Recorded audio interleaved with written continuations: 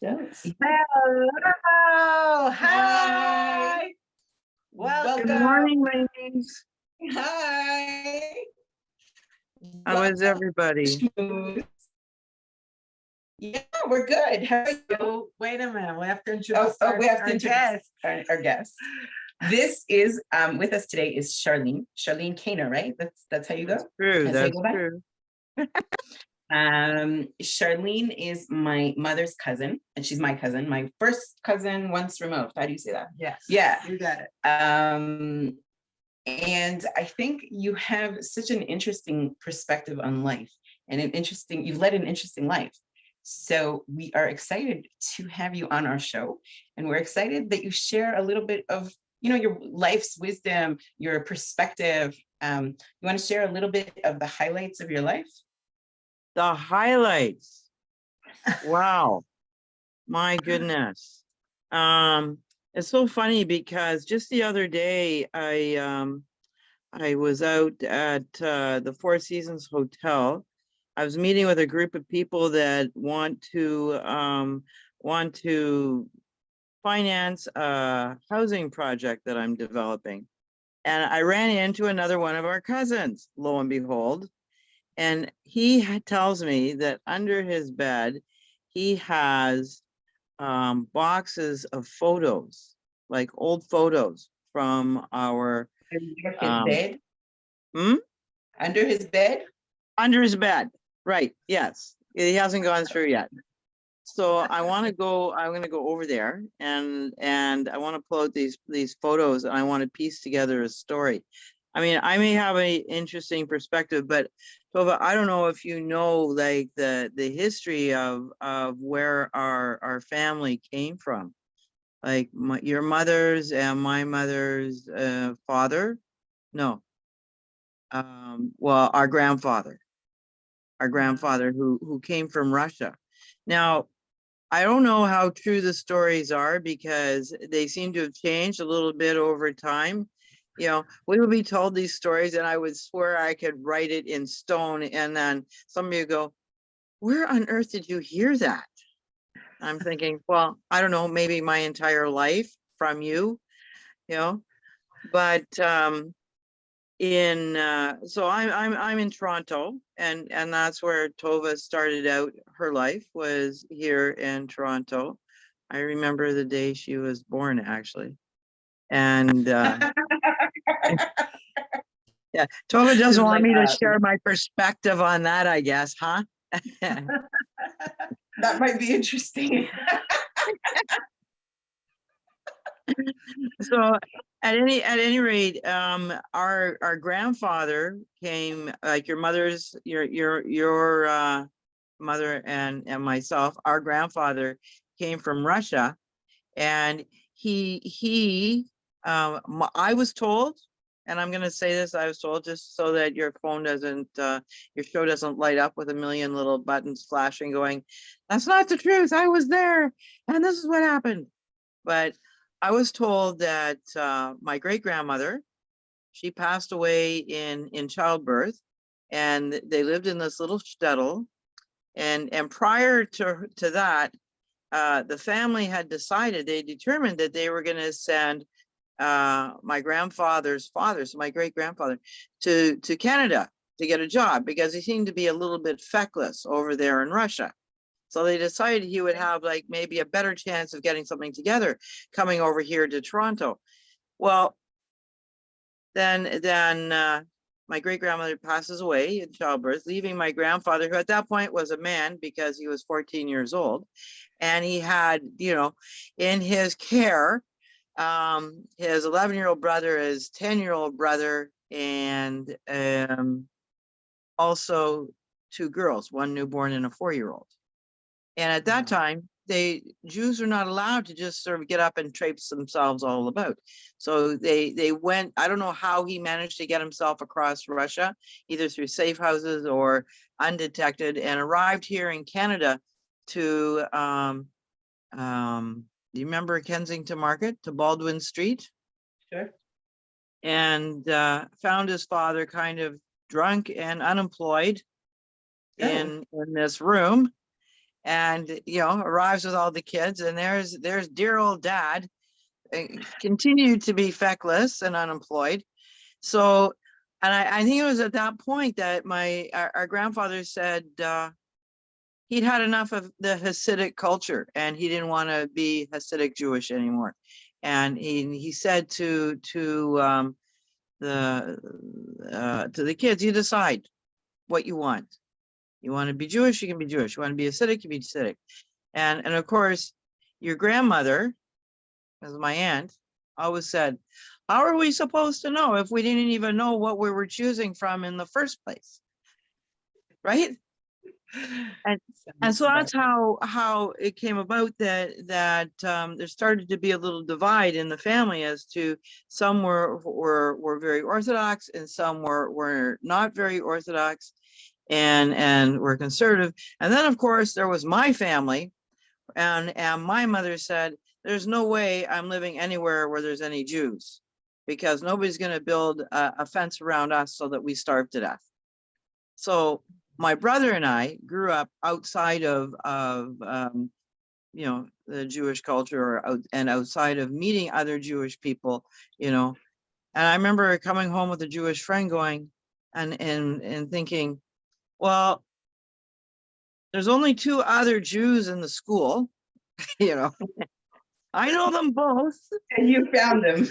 I know them both. One's in my class and the other one's up the hall somewhere, right? So because we were all excused from religious instruction, our parents decided we shouldn't be participating in Christian religious instruction. So during religious instruction, we were told we could stand outside in the hallway, right?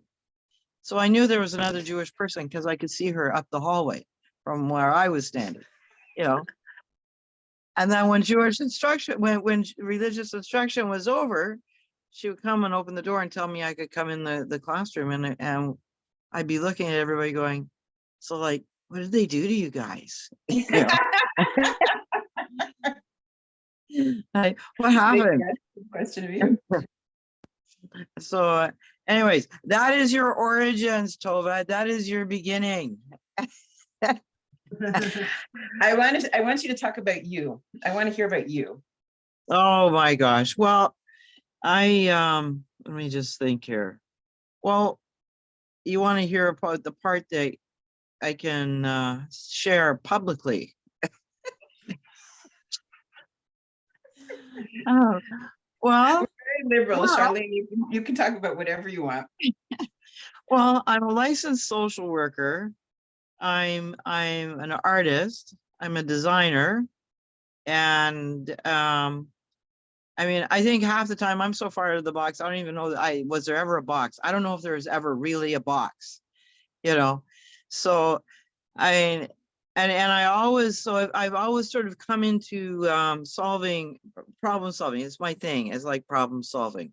So I worked for many years in combating human trafficking. So, wow. And I had such exciting jobs to do that we would never be able to, we would never have that anymore because it would be considered like totally unsafe. And it was really, really unsafe. So, and I freed children and young adults out of human trafficking situation. I did that for 8 years. I went undercover with police departments. I worked, we elevated 2 squads so that, and I created a tracking system so that we could track what happened to certain children that were unaccountable. And I created profiles so that I presented things to police departments about, how so many kids ended up in these situations, and so how we would, and out of that was created like a very basic parenting program. Like I would talk to parents about parenting, communication, street safety, all this sort of stuff, so that there would be no secrets. Kids don't want to tell their parents stuff because they feel they're going to be ashamed. They're ashamed, or they don't want their parents to be ashamed of them. so they don't tell them shameful things, you know. So That's I right. would create ways for parents and kids to really communicate and start from very, very young, so that nothing was forbidden. Nothing would be out of bounds of what a child could say to their parents, because there really were some very scary things that would go on, and nobody was really talking about it, you know. Wow. Um, Talking about human trafficking in Toronto, yeah, Canada, yeah, it was, yes, it was a very 1990s. big thing.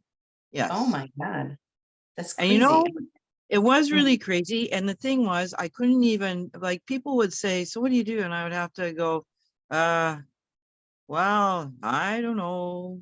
You know, I don't know, because I was like, first of all, if I could talk about it, you know, like if I could talk, meaning it was kind of secret. So if I was allowed to talk about what I was doing, then people would be horrified to hear about it, Yeah. you know. Yeah. So I'd be like, well, you know, you go to dinner parties or you go to things, and it's always like an easy, so what do you do? And I'm like, oh, you know, I kind of hang out with the kids, and, you know, we go to the park, and, you know, I, Wow. you know, Wow. like, like Crazy. one day so many crazy things happen. I guess my daughter was like about 5 at the time, and she took off with my friend's son, who was like 9. They decided just to go bike riding along the beach where we lived. And one of the kids that I had rescued, she phoned me and she said, and she, like, you know, she always had something going on. Everything was a big crisis. Usually wasn't that big a crisis. You can get along with her roommates, all these sorts of things, right? And I said, I can't talk right now. My daughter's gone off. My daughter's missing. I got to go find her. Well, that girl called everybody in the area, had sent out everybody looking for Anais, and called my house every few minutes, and she actually found Anais and said, you stay right there until your mother comes back. Oh my God, that must have been scary. That must have been one of the scariest moments of your life. Well, yeah, especially seeing as you know, a lot of times, like, we would go to the shopping mall, and if we went to the mall, I had to go with 2, 3 officers, like undercover officers, just for protection, because you never Wow. knew when somebody was going to try and grab somebody, you know. So when I became a martial artist, like, I had to say things like, well, I just really need to, I found I needed it for my expand my ability to remember things, because I'm getting my degree, and you know, and I need to be able to concentrate better, I need to focus better, and, you know, meanwhile, you know, it was like really because I was rescuing children, and I needed to know how to, you know, basically save myself half the time, you know. But there was a corridor that went from Niagara Falls to Halifax, across Canada. Wow. And so, and they would put kids in the trunks of cars and drive them from place to place, you know. Oh my It was a God. nightmare. I know, These it was. kids were Canadian. Like, how do you end up Yeah. as a, Well, like, that time, I would yes. want to know, but if there is some sort of, like, I guess, curiosity. I mean, how does a kid Profile. end up with I'll okay. give you a profile. What you're looking for is profile. So basically, there are people that traffic, that do the traffic children and traffic adults and traffic, just to get into human trafficking. And like, you could say that these people are like absolutely morally bankrupt and without any moral compass whatsoever, which is true. But the other thing is, they are incredibly shrewd business people. So when sometimes, and I would go and meet with them sometimes and say, you know, you have 2 of my kids, and I would like them back, and they would be like, the cost to them would be $1,000 a day. Back then, it was a lot of money, $1,000 a day. And so I would have to convince them that they would be, very happy to give up these two kids $1,000 a day for each one of them. And the way I would do that would be, I would just say, like, I come with an army, and my army goes 24/7. Your army, well, I mean, you guys, you can't keep up with that. So you give us back what I want. You give me back my two children, and then you go off and you do what you're going to do. You're going to do what you're going to do best. You're going to go find two other kids, and then hopefully we find them before they find them. And these are people. These are throwaway children. These are children that parents didn't know how to raise properly, or they couldn't cope with teenage years, or they weren't particularly they just weren't really wanting to raise their children anymore. And then it was very easy to say, well, it's tough love, I just put them out of the house. I mean, Anais and Ron will tell you that sometimes we had kids left on our front porch. Wow. Which is really nuts. So yeah. Pardon? A little bit, yeah.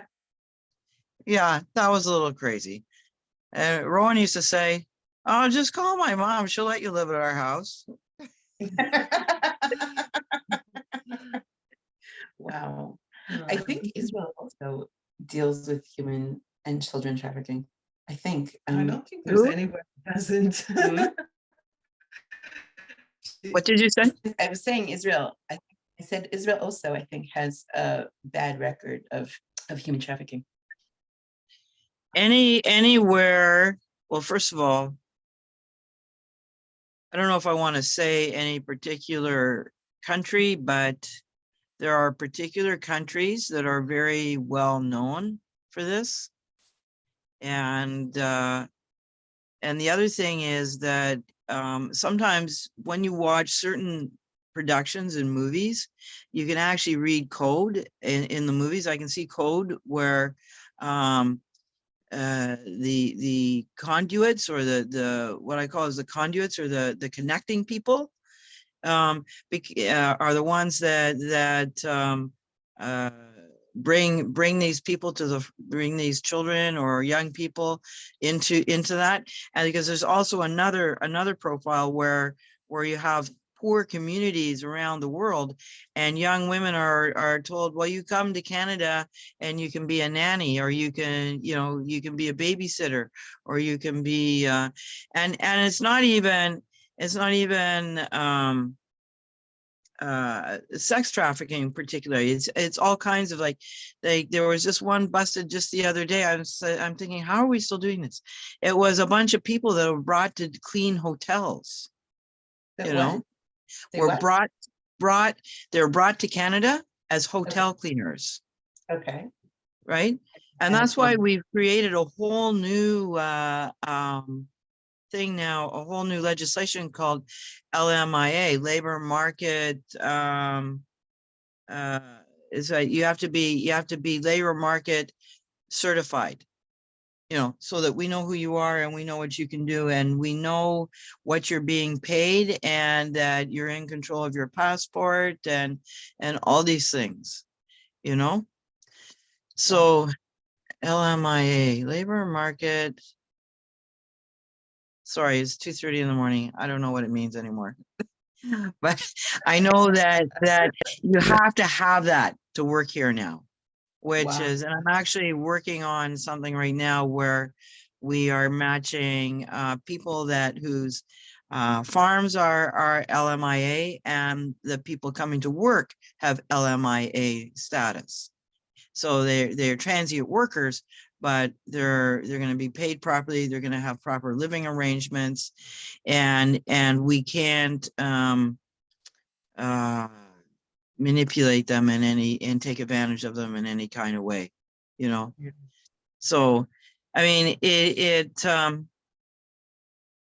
was in Toronto, was seen as, everybody thought this is crazy, like this doesn't really happen, which is another reason why I, for years I could never even talk about it. I used to get pictures on my desk of missing kids to say, if you wouldn't mind, if you could just go see if you can find this kid, and you know what, I'll tell you, I never applied for this job. Okay. How did you get it? I never applied for this job. I worked with the hard to serve kids from Children's Aid. So the ones that were always cursing and swearing and screaming and yelling and causing like hoopla and running away. So, And yeah, I want to ask you about that. I mean, do you have like a mode of how to address it when kids are like sort of really, really acting out? And yeah. any good advice for parents listening to this show? And for us, Well, there's acting out and then there's acting out, right? So, Right. I mean, everybody acts out, doesn't do it for all the same reasons. But I think with children that act out, if you look at the familial, the family package, children, and I mean, you just have to even look at, it doesn't have to be a family, it could be a classroom, it could be the whole culture at the time. It's the children are the barometric pressure reading of what's going on. wow. So usually the one that's acting out, the identified patient, that is the one that holds the secrets to what's going on in the family. So parents will say, I don't want my, he does this, he does that, and this acting out has got to stop. Yeah, 100%. But that acting out doesn't happen in isolation to itself.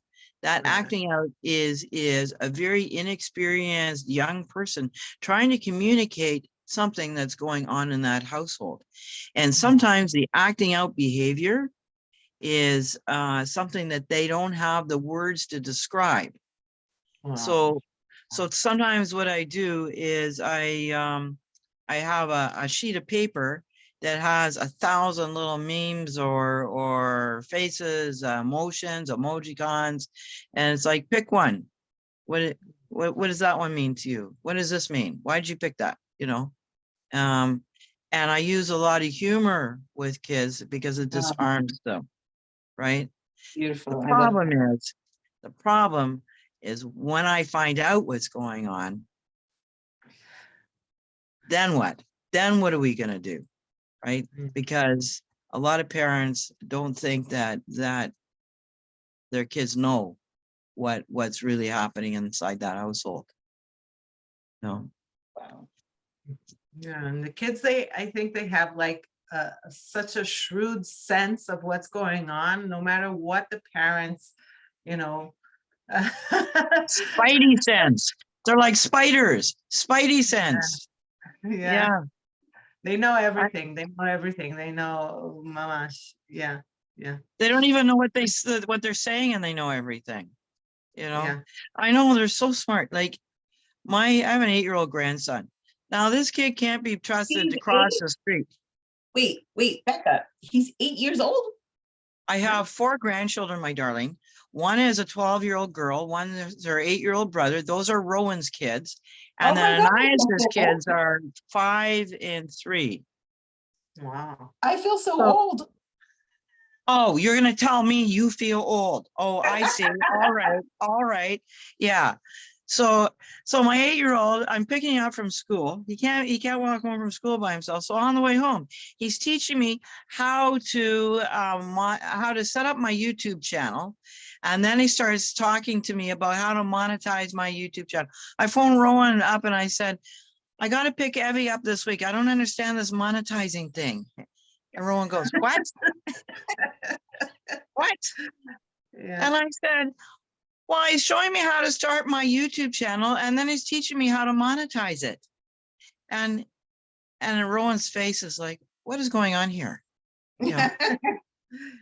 And and he's filming himself doing all kinds of things, right? So the other day, he was like, filming himself with a little terrarium. My son set up this huge terrarium. And so then along comes Everett with this little terrarium that's a little hangy up thing, right? They're supposed to put little plants in and then they grow out this big hole. Well, he puts it full of moss, and under the moss, he puts these little bugs. And so the YouTube thing, and it comes across because I see it, because I subscribe to his YouTube channel, of course, because somebody's got to watch what he's doing, you know. And so he's there, and he goes, and he's with the tweezers lifting up these moss, going, and now we're looking for this little guy under here. Oh no, I think he's escaped, you know. And so I'm over there at Rowan's for dinner, and he's hollering at the kids. He's going, I told you kids, I don't want any bugs in the house. Why are there bugs in my office? And I said, well, obviously you're not watching your son's YouTube channel. And he goes, what? I said, I can tell you that yesterday the centipede escaped. And he goes, he didn't escape. He's running around in my office. I saw him. I said, yeah, that's Big Daddy. Yeah. Sharleen, we are almost out of time, but I wanted to say thank you so much for, number one, coming on our show at the ungodly hour of 2:30 in the morning. I know, eh? Right, you're awesome. Right? Kudos to you. Thanks for having me, ladies. Thank you. Also, thank you so much for educating us about this topic. I think it's not a topic that would have come up, but I think it's such an important topic. And it's obviously not a topic that's talked about enough. And if anybody hears this and it can help somebody, then we've done good. Yeah. So Yeah. Each session, we both say something that we take from this, from our guest. And I want to say that I really am inspired to help the kids communicate their story with what's going on, you know, but to use all kinds of different creative ways. I think you're such a creative person, as you said, where's the box? And I really, I'm embracing that towards my own kids and also other kids that I deal with, you know, to just find different ways that they can communicate, because sometimes words are not enough or not available to them at that where they are right now. Thank you. I'm still going back to my origins, you know, my great grandfather at 14 years old. Your great grandfather, your great grandfather, you know. I want to say, I was in Israel one day, and Tova, who was like about 22 months pregnant, says, I'm going to show you how to cross the street, and just walk straight out into the street. And I'm screaming, going, oh my God, I'm going to have to phone her mother and tell her mother she got schmucked on the street, you know. And she doesn't even look, right? It's just like the hand is out like this, you know. This thing, she's like, just tell him to talk to the hand, and how you manage to get across the street without being murdered. I'm going, oh my Lord, have mercy. You know, I'll never forget that. I will never forget that. I think we just we touched the tip of the iceberg of stories that you could tell. So hopefully we'll have you again on our show on time. And Sure. I have to work, and you have to get to sleep. So thank you so much, Sharleen. And Bye. bye. Nice to see you. Mwah. Bye. Okay, bye-bye.